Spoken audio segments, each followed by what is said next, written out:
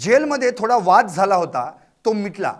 सनी आठवले आणि परभणे नामक कैद्यानं शिकवून हे करायला सांगितलं। यामध्ये जेलमधील एक कर्मचारी आहे, त्यांनी दादागिरी करून हे करायला भाग पाडलं। त्यांच्या दबावात येऊन मी हे केलं होतं। मस्साजोगचं इलेक्शन असल्यानं वाल्मिक अण्णा कराड यांना टार्गेट बनवत आहेत, त्यांना बदनाम करण्याचा हा प्रयत्न आहे। यात जरांगे पाटील यांचं काही नाही, त्यांचा विषय नाही, वगैरे वगैरे। बीडच्या जेलमधील अझर पठाण या कैद्याच्या आज बाहेर आलेल्या दुसऱ्या ऑडिओ क्लिपमधील हे संभाषण। काल एक म्हणतोय, आज दुसरंच म्हणतोय।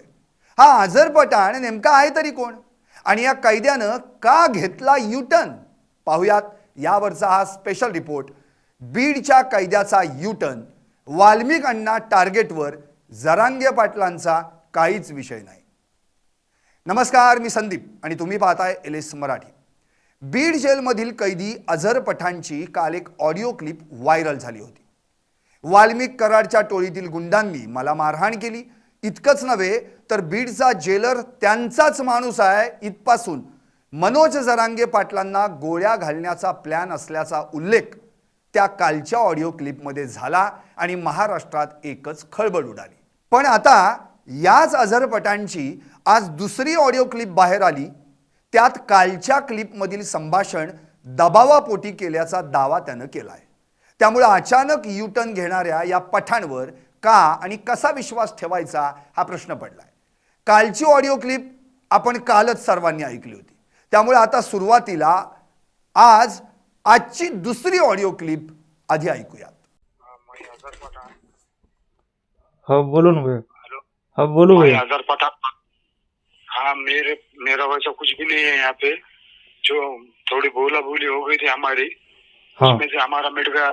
सनी आडोले और परवाने ने दोनों ने सिखा के हाँ ये करने लगा। इसमें एक कर्मचारी है जेल का, हाँ उनका नाम मेरे को मालूम नहीं, अच्छा मगर उन्होंने को दादागिरी करके करने लगा है। अच्छा हाँ दीपक बोल के है, तो उन्होंने करने लगा है। इसमें कुछ नहीं है, जरांगे पाटिल का भी कुछ नहीं है जी और किसका कुछ नहीं है। जी ये जो मसा का इलेक्शन है बोल के जी इसमें ये इन्वॉल्व है, दूसरा कुछ भी नहीं है। जी खाली इलेक्शन जो के इलेक्शन के वास्ते वाल्मीकि कराड़ अन्ना को टारगेट बना रहे। जी वाल्मीकि कराड़ अन्ना को बदनाम करने की कोशिश है, बाकी कुछ नहीं है। अच्छा अच्छा हाँ, ऐसा कुछ भी नहीं है, ऐसा वाद कुछ भी हुआ नहीं है। हमारा जो भी वाद हुआ था मेरा तो वो मिट गया, मगर ये लोगों ने मेरे को डरा के करने लगा है। उनके दबाव में आके मैं करा। मेरा अच्छा वैसा कुछ भी वाद भी है, कुछ नहीं है वैसा भी। जी जरंगे पाटिल का विषय नहीं है। ये सब मच्छा जोग के जो मच्छा जोग में जो चालू है इलेक्शन, उसके वहां से ये बदनाम करने की प्रयत्न चालू है। वैसा हमारा कुछ भी नहीं है। सब हाँ खेडकर का ये सब शाळा है, मिला के सबको पिसने के वास्ते करने का है ये। काल व्हायरल झालेल्या ऑडिओ क्लिपमध्ये माझा हात उखडलाय, ऊपर की हड्डी निकल आई है असं मोठ्या तावातावात गप्पा हाकणाऱ्या बीड जेलमधल्या अझर पठाण या कैद्याच्या आज बाहेर आलेल्या दुसऱ्या ऑडिओ क्लिपमधील हे संभाषण। कालच्या ऑडिओ क्लिपमध्ये सुदर्शन घुले, प्रतीक घुले आणि शंकर शेफ या तिघांनी मला मारहाण केल्याच्या बाता मारणारा हा पठाण आज अचानक उलटा फिरला। आज त्याची दुसरी ऑडिओ क्लिप बाहेर आली, ज्यात तो म्हणतोय की असा वाद काहीही झाला नाही, माझा वाद झाला होता, तो मिटलेला आहे। सनी आठवले आणि परभणे नामक कैद्यानं शिकवून हे करायला सांगितलं। यामध्ये जेलमधील एक कर्मचारी आहे, त्यांनी दादागिरी करून हे करायला भाग पाडलं। त्यांच्या दबावात येऊन मी हे केलं होतं। मस्साजोगचं इलेक्शन असल्यानं वाल्मिक अण्णा कराड यांना टार्गेट बनवत आहेत, त्यांना बदनाम करण्याचा हा प्रयत्न आहे। यात जरांगे पाटील यांचं काही नाही।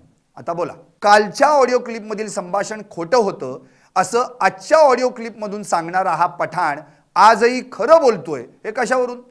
वाल्मिक अण्णानं बराक क्रमांक 9 मध्ये भेटायला बोलावलं होतं, पण मी घाबरल्यामुळे गेलो नाही असं दबक्या आवाजात सांगणारा पठाण आज मस्साजोगचं इलेक्शन असल्यानं वाल्मिक अण्णा कराड यांना टार्गेट बनवत आहेत, त्यांना बदनाम करण्याचा हा प्रयत्न आहे अशी भाषा बोलतोय।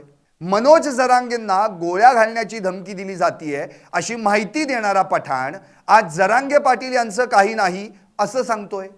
संतोष देशमुख हत्या प्रकरणात जेलमध्ये असलेले सुदर्शन घुले, प्रतीक घुले आणि इतर एका गुन्ह्यातील शंकर शेफ या तिघांनी मला मारहाण केली असा आरोप करणारा पठाण आज असा वाद काहीही झाला नाही, माझा वाद झाला तो मिटलेला आहे असं म्हणतोय. आता मला पडलेले प्रश्न जे साऱ्या महाराष्ट्राला पडलेत त्यावर बोलू.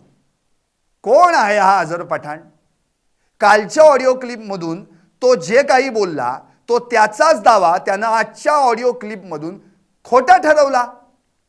कालचं संभाषण खोटं हे आज म्हणणाऱ्या या पठाणचं आजचं संभाषण तरी खरं आहे हे कशावरून? त्यानंच केलेल्या दाव्यानुसार कालपर्यंत वाल्मिक कराडनं बोलावून देखील आपण त्याला भीतीपोटी भेटायला गेलो नाही असं म्हणणारा पठाण आज त्याच वाल्मिक अण्णाला मस्साजोगचं इलेक्शन असल्यानं टार्गेट बनवत आहेत, त्यांना बदनाम करण्याचा हा प्रयत्न आहे असं अचानक का म्हणू लागला? मनोज जरांगेंना गोळ्या घालण्याची धमकी दिली जातीये असं दावा करणारा हा पठाण जरांगे पाटलांचा यात काही विषय नाही असा कसा काय बोलू लागला?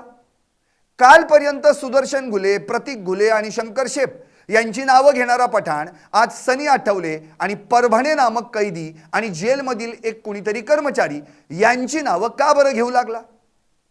आणि आता अत्यंत महत्त्वाचे प्रश्न, जेलमध्ये असलेल्या अझर पठाणकडे फोन आलाच कसा? जेल बाहेरील कुण्या अज्ञात व्यक्तीशी बोलायला एवढा वेळ त्याला मिळतोच कसा? त्याला हा फोन कोण आणून देतंय? जेलमधील अशी कोण व्यक्ती आहे जी त्याला फोनवरून बाहेर बोलायला लावतीये?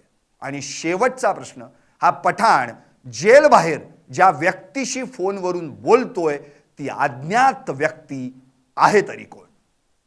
पाहत रहा LS मराठी.